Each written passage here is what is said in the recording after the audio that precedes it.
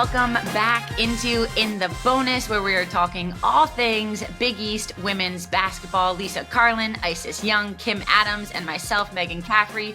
We are so happy to be joined with you guys today. We're less than a month away from the Big East women's basketball tournament. It's like so hard to believe. We're going to talk plenty of hoops coming up. We'll also hear from a special guest today. We're going to send out to Omaha, talk a little bit of Blue Jays. But first, before we get into all of that, Kim, I want to start with you. You had a big time game that you were on the call with this past weekend, and you were also was this the one that you were stuck in some traffic, or no? That was the one before. No, that was the one before. That was at Maryland. So we had kind of made a plan, knowing that whenever a Caitlin Clark game is being played, traffic is going to be crazy. So they had some better logistics for us this time. But yeah, I was at the Iowa at Nebraska game yesterday, which the main storyline, of course, coming in was, is Caitlin Clark going to break the NCAA all-time scoring record? She needed 39 points. We were heading to the fourth quarter. She had 31. So they had the tracker up. She was 8 away. Iowa was up 14 early in the fourth quarter. And then things got crazy. Caitlin does not score a point in the fourth quarter. Nebraska comes back to win. Like they hadn't beaten. I think they had lost 9 in a row to Iowa. Wasn't looking promising heading into the fourth. A player named Jazz Shelley was phenomenal there in the fourth quarter. So we didn't get a record. We got a incredible upset. Nebraska taking down number 2 Iowa, and it was just another incredible atmosphere. Sold out, about 15,000 people. People were lined up for hours before the game. Amazing signs from all the little girls in attendance. So it was just really, really cool game to be a part of. But yeah, a big shakeup on the national landscape. Games that feel like March. I feel like we've got plenty of them happening right now and to come kind of as we're wrapping up February. And Ice, for you, you had a little bit of a homecoming, right? You were able to make a trip back to Syracuse for your game this weekend? Yeah. It was good being home. You guys know how it is when you return to campus and you get to see all the old people that are still there, all the current reporters, and then kind of see the younger talent from Newhouse. So it was nice. Such a good game. I mean, I hadn't seen, Deasia Fair in person. I hadn't seen Syracuse in person, but I've had, several ACC games, and she's tremendous, guys. I mean, over 3,200 career points. Like, she is just a lethal scorer. Fun to watch, like just must-see TV. Everything seems like it's a highlight reel. And that Syracuse team, very good. They upset number 15, I believe, Louisville. And gave them their third loss in ACC play, which was a really critical win for them. To start talking about tournament time in ACC seeding, you got to take care of these tough games. And so I just really enjoyed, honestly, just being back home, seeing everyone. It's cool because, my coach that coached me when I was at Syracuse is no longer there. There's a new coach, Felicia Leggett-Jack. And so it means a lot when you're an alum and you come back and you still feel like an alum, despite there being a different coach there. That was really important to me. So it was awesome. Good game. And like ESPN has named Deasia Fair Player of the Week. She's the Naismith Player of the Week. Coach Jack is the ESPN Coach of the Week. So that game really put them, over the top. So it was fun to be there. Not only are you a big Oh, sorry. So I was just going to say, Meghan, that not only are we getting really good basketball that I get the pleasure of just watching on my couch at home, it's amazing, but clearly we're in the presence of celebrities, Meghan, because Kim and Ice always have the best games of the week.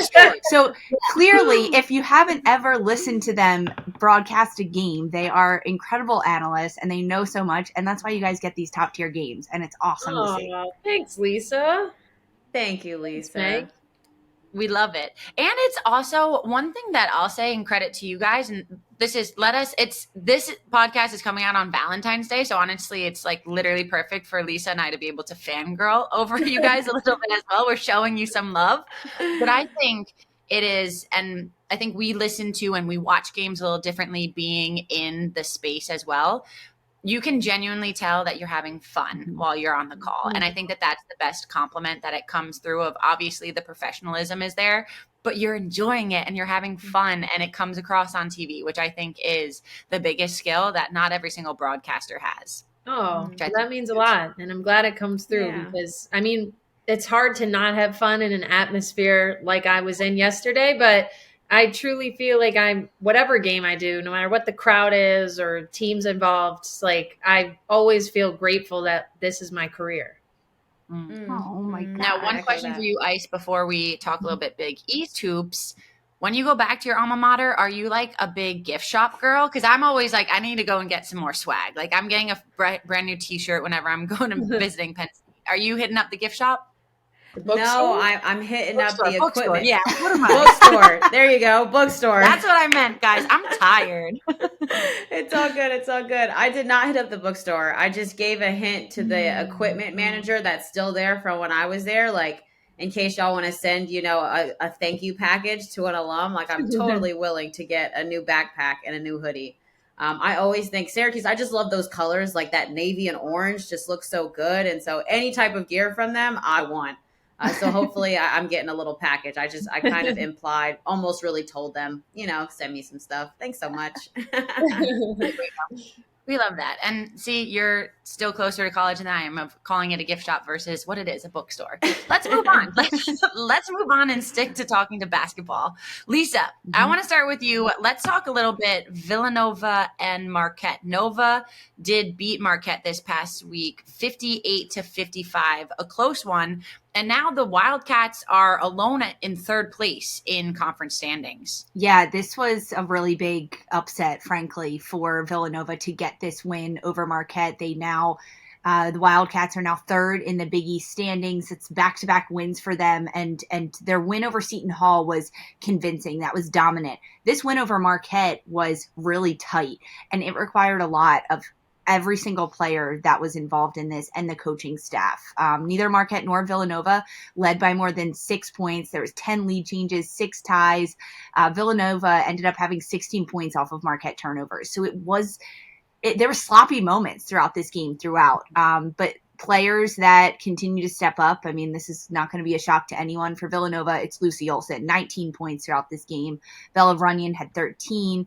Christina Dalce, she had 10 points and 10 boards, double-double for her. So we're starting to see from Villanova the different players that are stepping up and taking some of that pressure off Lucy Olsen, which is part of the reason Villanova can get this type of win for them. Zaniah Jones, this is a player that had been on a really good stretch of games. She had double figures in 4 of the last 5 games.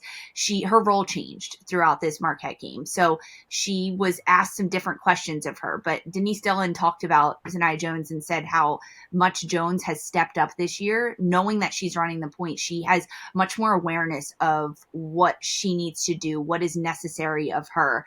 And the team has continued to grow, and there's been a jump in how they've been able to evolve and get better. And I think it was really evident in this win because despite maybe letting Marquette go on a run, Villanova was able to come back and respond to a lot of the things that they weren't doing well in one quarter and then tighten that up in the next quarter. For both Villanova and Marquette, they play again on Tuesday. So we're recording this Monday. They play on Tuesday, and then this episode will drop on Wednesday. So unsure what's going to happen in that one. Marquette plays against DePaul and Villanova at Georgetown. But for Marquette, I want to ask you guys, Kim and Ice, like kind of what's happening here with this team, because they still had, even throughout this game against Villanova, they still had 3 players in double figures: Mackenzie Hare, Jordan King, Liza Carlin, plus Franny Hodinger had 10 rebounds in this one, the second time that she's had double-digit rebounds in the last 3 games. So they have individual players that can compete, but ultimately Villanova got the best of them, and that was a really good move by Denise Dillon because now they're third in the standings, and that's exactly where you want to be second week in February. And with that one too, right? Nova completes the regular season sweep over Marquette, which is big time for the Wildcats. Kim, let's turn to you and talk a little Butler St. John's. This is a big win for the Bulldogs. Ooh. Sorry, Lisa, I want to answer your question, Lisa, because you asked please. about Marquette. Yeah, Answer yeah, my yeah. question. I got you, Thank Lisa. you. I'm here. I got you. Here's what I think is going on with Marquette. I just don't think they're deep enough. It is hard when you try to play 5 players, 35 plus minutes, it seems like. They have the freshman and Skylar Forbes that comes off the bench and gets some minutes. Lee Volker, we've seen in Kim and I's game, she had a couple of good minutes, Claire Kafez, but no one is just consistent in making sure that they're contributing off the bench. And I think it's just a lot put on the first five. And if they're not nearly perfect every game, they're having to be in dogfights they don't want to be in. I mean, Kim and I watched their game against Georgetown, and it was ugly on both sides. They kind of escaped by putting together like a good 8 minutes at one point. And then it didn't finish good either, right? And so I just think it's been a lot on their starting five. It's been a lot on Lisa Carlin, and they need some depth. They really could use just one or two players off the bench that could really contribute. Kim, do you have anything else other than that, maybe? I know you're shaking your head because we had talked about that during our game. Yeah, I mean, the turnovers were big in that game. Villanova forced 18 turnovers. They got 16 points off. And just one final note on the matchup. Last week's episode, we talked about how Villanova was emerging as a possible NCAA tournament team. We pointed at some of these road games against Creighton, against Marquette, that they were going to need to win. So this was a big-time win for Villanova in terms of solidifying a strong spot on the March Madness bubble. They are up to 41 in the net ranking. For comparison, Marquette is at 36. So those are the third and fourth teams in the Big East. So I think Villanova is starting to make a really strong case to hopefully be a fourth team. Hopefully Marquette stays strong enough to stay in that bracket. But Villanova is really emerging. And for a while, it wasn't looking like a promising thing that the Big East would get 4 teams in, but Denise Dillon has her group trending at the right time. Sorry about that, Lisa. I was just so excited to continue to talk about all of these awesome games that I'm hopping over questions here and there.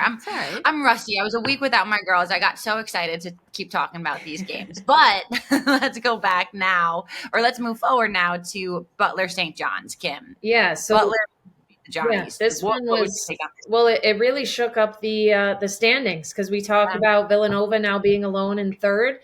Butler had just one Big East win coming into this game against St. John's.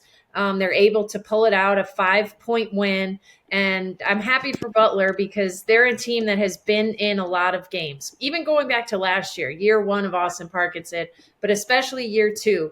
They've had games where they're I had them, St. John's at home. It was a 1-possession game heading to the 4th, and they've had trouble putting together a full 40 minutes. So we saw them do that. 3-point shooting was huge for them, as it's been all season at times. St. John's made just 2 threes. Butler made 11. And then the veterans that we've gotten to know, Caroline Strandy, 18, Rachel Kent, 13. Jillian Archer and Unique Drake had 45 of St. John's 59 points. But you talk about depth, and Butler just came up with some big stops in the final stretch. They hit some clutch free throws. So that was an impressive win, and one that really did shake up the standings in terms of that middle pack. It allowed Villanova, with their win over Marquette, to bypass St. John's. That stat is absolutely crazy, Kim, that Jillian Archer and Unique Drake combined for 45 of St. John's 59 points. What? Nuts. That's when you know. But let's chat a little UConn now, because we were saying we are a basketball conference. Okay. So Sunday, our big game was UConn going up against number 1 South Carolina. And it was a tough game. I mean, Paige Beckers and Aaliyah Edwards both did finish this one with 20 points apiece. However, UConn lost to the top dogs. Ice, what's your take? Yeah, I just saw the post game where, Coach Uriema said that South Carolina just makes you pay when you make a mistake. They are just that team that is going to exploit those. And so I think it's nice, though, that you get to see them before you can finish February strong and then get into March, right? They just walked away having some of those areas that we knew were a bit of weaknesses highlighted. The first thing that I saw, though, when I looked at the box score, though, was just the amount of minutes played by the starting 5. KK Arnold played 38. Nikki Mule played 34. Ashton Shade, 34. Paige, 36. Aaliyah Edwards, 37. So it just wasn't a lot of other minutes that were given to others. And so you're wearing down, you're exhausted. I can't imagine playing 38 minutes straight with no break, let alone against the number one team in the country. Like I have to run with Pow Pow and Camilla like that is just, it's a lot. So I thought it was amazing the amount of minutes that were played by the starters. But I think for just the Huskies, only 12 assists in that game on 26 made field goals. It shows you it wasn't a lot of sharing the basketball. It shows you a lot of one-on-one pounding the ball to the ground. And then they got out rebounded, which I think that in their games in which they lose a top competition, this is always the culprit, is that they get out rebounded and they're not able to control the pace of the game through rebounding. And so I just would say, you know, it was tough for the Big East because like you mentioned, we're a basketball conference. Like these are the kind of games where we need to try and win or steal one. But I think it lets you know two things. Like one, South Carolina is still the best team in the country. Like they're head and shoulders over others. And then two, that the Huskies have some areas that they need to work on and get better in before tournament time. But there's still a top 15 team in the country. I think they are. I just think they need a day where it's clicking on all cylinders and their defense is as good as their offense. Yeah, and that's a good point, I have a Ice. follow-up for you. Oh, sorry. Go ahead, Megan. I do too. So after you. Yeah, we have all the follow-ups. I want to ask you, Ice, who, when you're looking at the rebounding specifically, who on UConn are you maybe looking or expecting to be a little bit more active underneath? Hey, that's a great question. So as I'm looking at the box score, right, Paige had 5. Ilya Edwards had 12, which she has to do every game. She has to have a double-double every game in order for them to be successful. But to me, it's like the gang rebounding and the guard position. Nika Mule had 4. Ashlyn Shade had 2. Like, you can't play 35-plus minutes and only come out with 2 rebounds. I think that's tough on both sides of the basketball, right? Because we talk about offensive rebounding, too. And so if you want to get second-chance opportunities as a guard, like, that's an easy way where you can come in and say, I'm going to do my job and crash all the long rebounds. So I would say it's got to be from the guard perspective because honestly, like the bench didn't get in to be able to rebound, you know, like it was all the starters. And so you have to look at your guards in that. I mean, KK Arnold did her work. She had 7 rebounds and 4 assists. She certainly filled up the stat sheet and had 3 steals as well. So it seems like she had a bit of an all around game. But I would say from the guards, like they have to be able to rebound. You know, if Paige can get double digits in rebounding, which I think Paige can do, I think she's athletic enough and smart enough to pull down 10 rebounds and really help out on that front.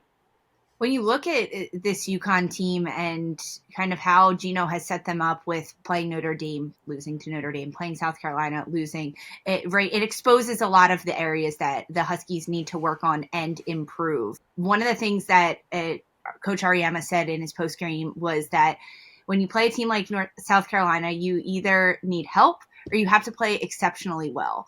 And that was really interesting to me because I don't think you can rely on the number 1 team in the nation to help you out. And that means not taking advantage of your missed opportunities or taking advantages of the moments you fall asleep when your transition defense isn't quite up to par. You can't rely on that. And UConn can't rely on that come March. Maybe throughout some Big East play they can.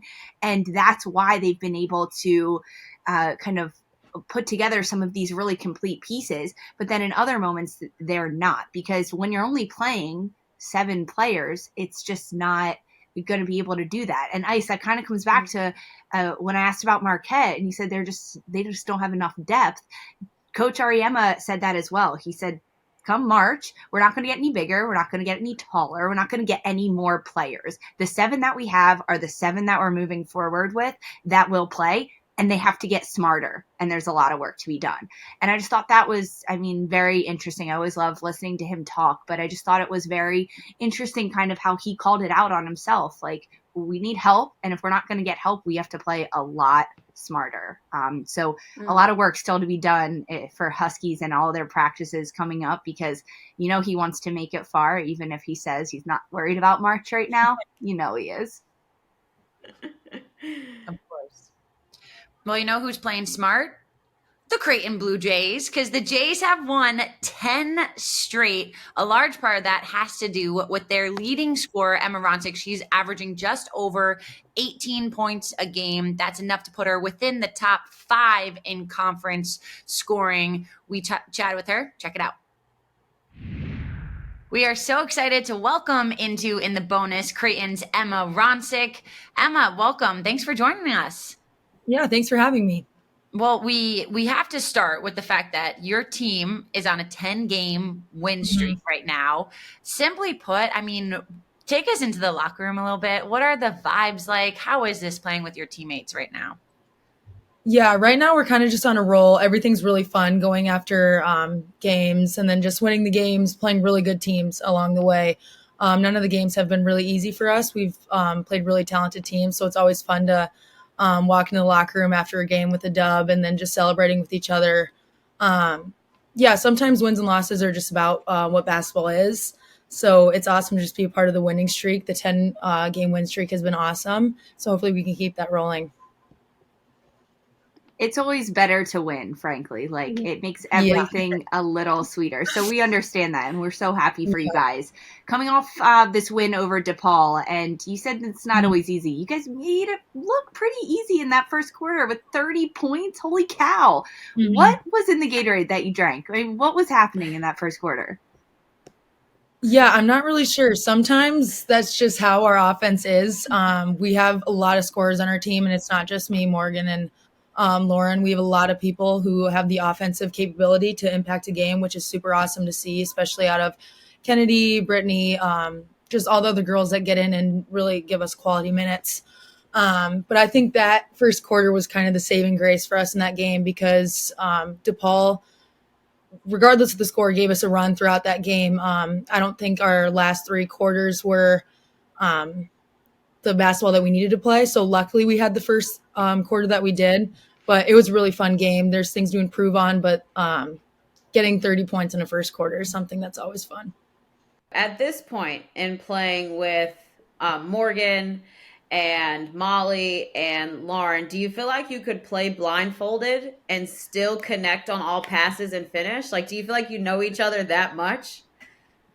Yeah, we definitely, I don't know, blindfolded, that might be a stretch, but we can definitely play together in a lot of different ways. We've been playing together for 4 years now, going to Colorado with each other in the summer and playing that 3-on-3. I think that just brought us closer as friends versus just on the court, which I think is something that's a little more special just because it makes basketball so much more fun when you're playing with your best friends.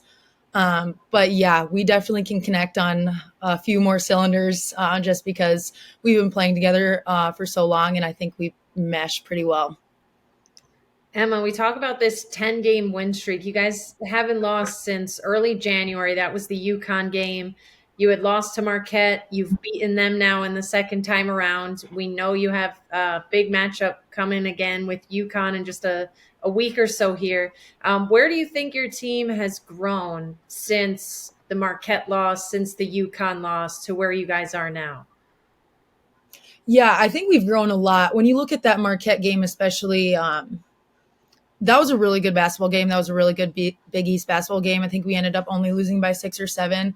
Marquette's a really talented team. They bring out things in you defensively that challenge you on offense. And then UConn brings out everything that you need to work on, everything that's just not perfect or not 100%. So those games are tough to lose, especially the way we lost to UConn. But I thought they taught us a lot more about ourselves than if we would have won those games, because sometimes losses are what just really push you towards winning more and push you towards having a learning mentality throughout the year. Emma, what did you guys learn about your team from those losses? I think more on the defensive end for us, just because you can look at our offensive production, but you're not going to get that every game just because that's really, really difficult in basketball, especially college basketball in the Big East. It's hard to be really productive on the offensive end every single game for multiple years in a row. And I think UConn just brought out all those little things that we needed to work on the defensive end. Obviously we weren't hitting shots that game, and sometimes that's just how things roll, but they deserve to win that game. Just how we honestly played defensively. We kind of let them have whatever they wanted. And sometimes that's just going to happen with them because they're really talented offensively. And then Marquette, we gave them too many open looks from the 3. So yeah, everything that we have done throughout the season, I think we can say we learned from. Even this 10-game winning streak, I think we're learning along the way. Every time Flan says that there's little things that we can get better, and we take what he says and we work on it, really. So Emma, what is the next step for this team in order to make an impact in March? Yeah, I think it's just keep the ball rolling the way that it's going right now. because you can obviously go ahead and look at the UConn game, but then you're overlooking St. John's and what they've done this year. So I think just taking it one game at a time is the most important aspect for us, and just really focusing on the next matchup. They have really talented players at St. John's. They're well coached. Just being able to take it one game at a time, I think, is going to be able to help us focus throughout March and throughout tournament play. I think that's just going to be our best bet. Emma, I've got a question for you outside of basketball. I'm going to put you on the spot right now. Hope you're ready. What are your Valentine's Day plans? Oh goodness. Well, me and my boyfriend are going to a little restaurant in downtown Omaha. It's called Hero 88. It's like a sushi. So yeah, excited for that. Ooh. Yum. Boyfriend Love did good. that. Nice. Love that. Emma, I'm very intrigued by the fact that you are from South Dakota. I don't know anyone from South Dakota. I've never been there. All four of us are from the Northeast. How would you describe like what South Dakota is like, or like what it was like to grow up there? Yeah, so I would like to say, people who love South Dakota and love Sioux Falls, I'm so sorry in advance for saying this. I'm from the boring part of South Dakota. I'm from just the city, flatland, nothing. And then when you go west, you hit the very beautiful part that I think people don't know is really there, like Badlands. Surprisingly enough, a lot of people don't know Mount Rushmore is in South Dakota. So people have been shocked when I tell them that Mount Rushmore is in South Dakota on the west side of the state. But yeah, it's been so fun just because I've met the most amazing people in Sioux Falls just growing up. I still have my best friends that go to school there, currently live there, finding jobs. Yeah, it's a great environment. I've loved my time in Sioux Falls. It's probably not over. I'll probably go back eventually. But yeah, Sioux Falls is great. South Dakota is great. I encourage people to go to the west side of the state, not Sioux Falls. If you were telling the four of us if we wanted to say, hey, we're going on vacation there, what would you give us as like a 3-day itinerary there? Oh, So when you're driving on the interstate through, like you're on your way to Rapid City, that's the city where everything is cool there. You have to stop at the Badlands first. It's like 45 minutes outside of the city, and then just walk around there. You can see a lot of cool animals. There are snakes, so just beware. I've never seen one before. do that. Animals. Well, my best friend, her aunt and uncle live out there, so we've stayed out there. We've gone cliff jumping into the lake. I'm not sure what lake that's called. I'll have to check back on that one. We actually drove to Wyoming to go swimming in this little like waterfall pond. I don't know how to describe it. It was really cool though. I think you just have to kind of an activity I would like. random stuff because that's kind of what me and my friends did, and it really worked out. That's so fun. Where can we eat? I'm actually going to Sioux Falls, guys. I have the Summit League Championship for CBS Sports. So where can I eat when I go out there? I'm taking notes. I'm ready. Sadly enough, we don't have anything crazy. We actually did just get a Chick-fil-A. We didn't have that before. Look at Isis. Chick-fil-A, it's just all the basic staples. There's nothing crazy. Okay. It's the boring part. Come on now. I'll bring my food with me. Emma, I'm curious. Everyone knows you, right, as the basketball player, and we can talk about how you've grown, what you've been able to do on the court. But I'm curious, when you look at yourself and who you are as a person, as an athlete, who inspires you? Probably just my best friends from home, especially my little sister, Hannah. It's been tough being away from her these 4 years, but she's doing her thing at Colorado State and she's doing amazing this year.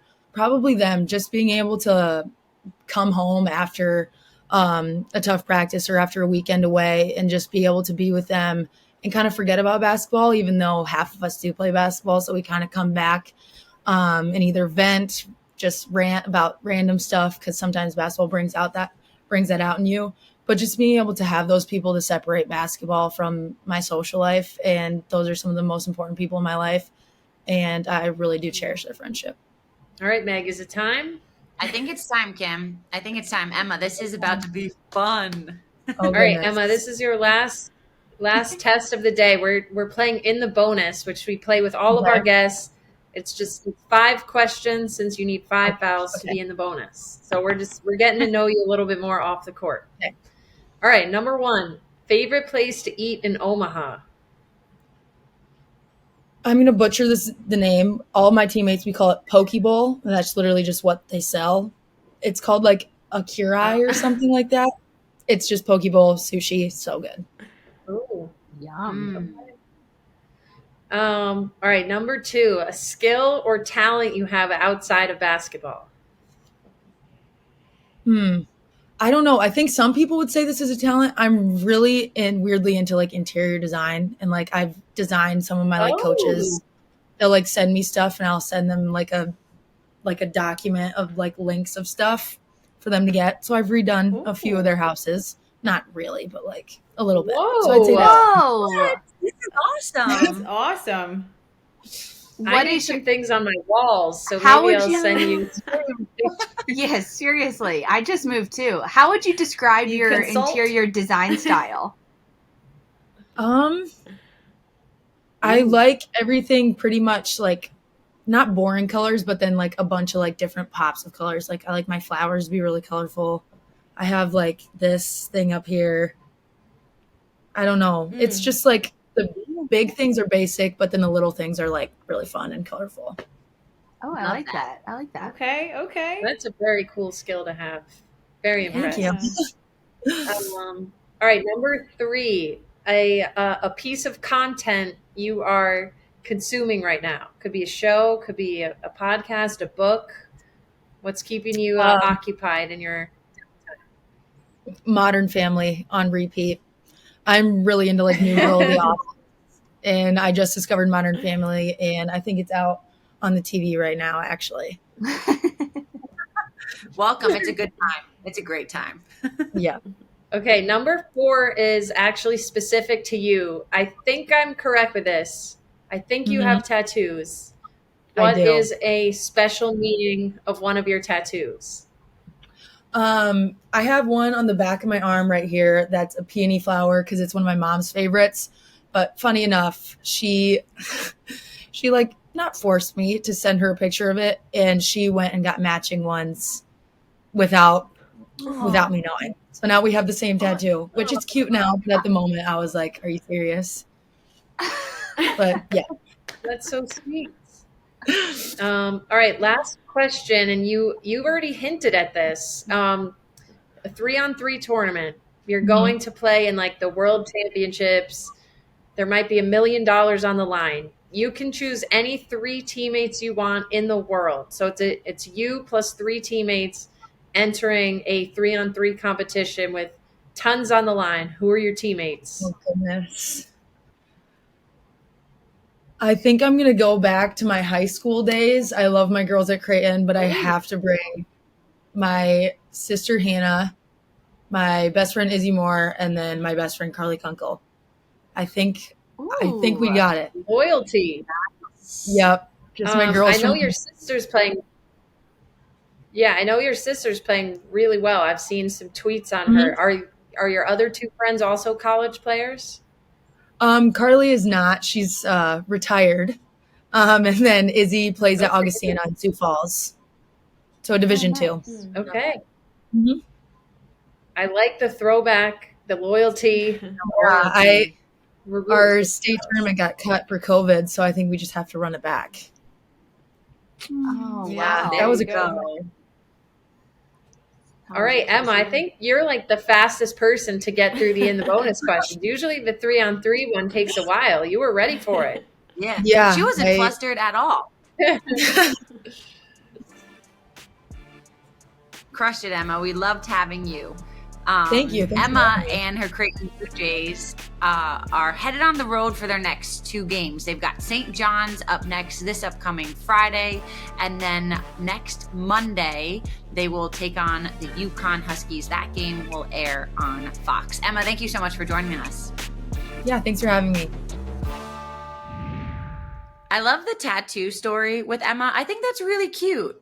I think that's very sweet, but also I understand. Fun fact, my mom and my sister got a matching tattoo. That's the same tattoo I have. And they got it without telling me. And I was like, yeah, it's like I don't know what it is. And then they think it's so great after. They're like, but it's matching. And you're like, but you weren't in on the match. Yeah. Yeah. Bullied by them. Okay, guys, let's have some fun before we wrap this episode because it's Valentine's Day when this is dropping. Ooh, everyone just shimmy. When I said that.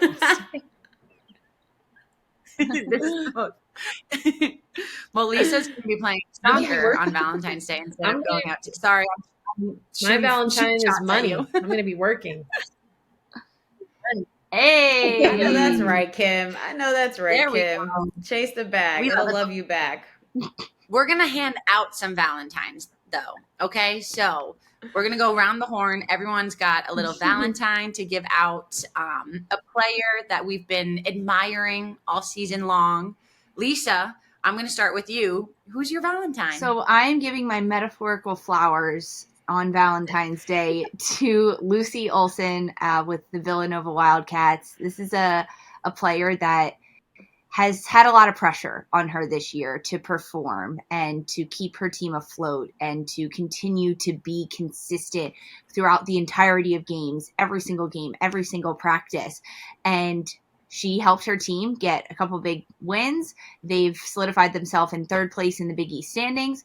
And she's getting my flower not because of all this great work that she does, scoring baskets and controlling the tempo of the game and really taking a lot of the brunt of what Villanova basketball does well and what they don't do well. But she's getting my flowers because she has fun. She has so much fun. She is enjoying herself when she's out there. She just looks like a kid that came home from school and is like, let's go shoot in the driveway. And she just wants to play. And for the love of the game and the joy of it, and also being very talented, Lucy Olsen, be my Valentine. Oh. So nice. You're a little sentimental. So Lisa's a little sentimental with her Valentine. We love that. Kim, who are you giving yours to? Keep the Emma Ronsiek vibes rolling. I have just been so impressed with Emma Ronsiek. For whatever reason, I know it's the big three, but I feel like there was always a little bit more talk about Lauren Jensen and Morgan Molly. But I feel like Emma has been the most consistent this season. She's just been solid. She's, as you mentioned before the interview, averaging 18 a game. She's averaging 5 more points a game than she did last year. Her consistency is so impressive to me. I just looked up and down her numbers from the season. There's only been 3 games this season where she scored in single digits. She's been efficient. She's shooting 48% from the field, 88% from the free throw line, where she gets to a lot. And I think she is just a huge part of why Creighton is a top 20 team, why they're second in the Big East, why they can give UConn a run, why they can make another deep March Madness run like we saw 2 seasons ago. So no metaphor for me. I'm here with some real flowers. These are for Emma Ronsiek. Emma Ronsiek, happy birthday. Be mine. Oh, we could have done this in the interview, Kim. We could have saved your present. We could have made you the first one. That was a real presentation right there. Yeah, Kim's beating everyone with real flowers. Ice, who's your Valentine? Listen, guys. My Valentine gets 7.5 rebounds a game. My Valentine has the best 17-foot jump shot in the league. Not just in terms of post players, but also guards. My Valentine can score on anyone in the paint. My Valentine is Lisa Carlin. Woo! I love watching Liza Carlin play all season. She's had all but 1 game where she scored double figures. She's had multiple 25-plus games. She had a 30 ball and a career high. She's 4th in scoring, 5th in rebounding, 4th in field goal percentage. I mean, just all across the charts, she's just been efficient. And I feel like if Marquette has any opportunity to make a run in the postseason, it's going to be behind her. I think that she's just become that leader, that Miss Consistent for this team. And I just thoroughly enjoy watching her score the basketball. Like, she just does it at a high level. And so she's got She's been my Valentine. Liza, unfortunately, I don't have a plant or flowers to give Give her you. the basketball. My one over here is dying. Yeah. Oh, Yeah. we'll figure it out, Liza. I kind of like that ball. As I'm looking in here, yeah, I'm not prepared. I'm unprepared, but I'll send you something on me. If you went to the gift Share shop, the heart. or otherwise known as the bookstore, There you go. will get something to give. Well, my Valentine is the best because we saved the best for last. Yes. My Valentine, I'm going to give some love to St. John's Unique Drake. I think we would be remiss if we didn't talk about her story. Sixth Woman of the Year last year, and what she has come on to do this season has been incredible. You look at her points average, she's more than doubled her production from last season. Last year, she was averaging 8.6 points per game. This year, she's averaging just under 19 a game, which is absolutely incredible. She's third in the league in scoring. Yeah, and it's just, she has stepped into this role just seamlessly. And I think it was really fun. I got to go out to St. John's before the season started. And I sat down during the Big East preseason tour, and I got to talk to her. And she had this like confident swag about her that was still humble at the same time. And I think that that's the perfect way to describe how you see her play as well, where she knows what she's doing. She knows she's talented, but there's still like a humility about her when you're watching her on the court. So I have a Big East mug that I can give her with the spoon. With the spoon, yeah, it has some peanut butter in it. So she can get that if she's not allergic to nuts. That's what my Valentine's get. Real flowers, metaphorical flowers, a gift to come, some peanut butter. I mean, good gifts. Who wouldn't want to be our Valentines? I mean, listen, the bonus Valentines are top notch. Okay. That was fun, but we got to talk a little bit more games that are coming up this week. So I know that we've got some early games this week that are going to happen on Tuesday night. So our podcast is airing on Wednesday. So we don't know exactly what's happening with these. But there's still some games to come to finish off the week. Kim, like we mentioned, you've got St. John's, Creighton on Friday. I'm excited. I'll be there as well. The Big East Road Tour is going to St. John's on Friday. And then actually we're heading out to Seton Hall on Saturday. Nice. Yeah, which will be a good time. So I'll be out there for both of them. So Kim, I'll start with you. What games do you have on your eyes for this weekend? What are you excited about? Well, I'm gonna stick with the game I'll be on, and it's a battle of the Valentines. It's Emma Ronsiek going up against Unique Drake. Well, they won't be matched up because point guard versus center, but the Valentines are going at it. I think it's a really interesting game just because St. John's is really tough at home. They defend. Jillian Archer though versus Emma Ronsiek. That's going to be an interesting one because I think Jillian Archer is one of the best, probably a top 2 post defender in the Big East, top 3. I'm thinking Aaliyah Edwards, obviously, but those two are going to battle inside. And St. John's is just like a gritty team. They're like the kind of team you want to defend Creighton, to try to like push them off their spots, make them feel your physicality. They've had some other players that have stepped up to score, like Berniah Mayo. So they're coming off of that Butler loss where they really only had 2 people scoring. Can they get the third and fourth scorers back in this game? So I'm excited for Creighton at St. John's. Maybe another game that could shake up the standings a little bit. Ooh. Okay, Ice, what are we looking forward to? Yeah, I'm going to shift us all the way to Monday and talk about Creighton and UConn. We cannot not talk about that game, just the top seeds right now. UConn, obviously UConn is needing to bounce back and to show their best basketball right now. And then Creighton has been doing that. It's President's Day, so most of us are off, I think. And so the game is at noon on Fox. We're on national TV. And so I just think it's a good game for us to watch, for them to take a temperature of where we are in the Big East and to maybe get a preview of what we'll see in the tournament in terms of a possible semifinal or championship game as well. So yeah, Creighton and UConn. I'm excited for it. Yeah. Ooh. Big week for Creighton. Big week. Big week for the Jays. Mm-hmm. All right, ladies, let's wrap this thing. How about we do it? Yes, this was a good episode, do it. Meg. We're glad to have you back. We missed you. Guys, I missed you Yeah. guys so much. I'm happy to be back. Alrighty, ladies, let's do this. Happy Valentine's Day to you guys. You guys are my OG Valentines. Aww. Okay. Moving on.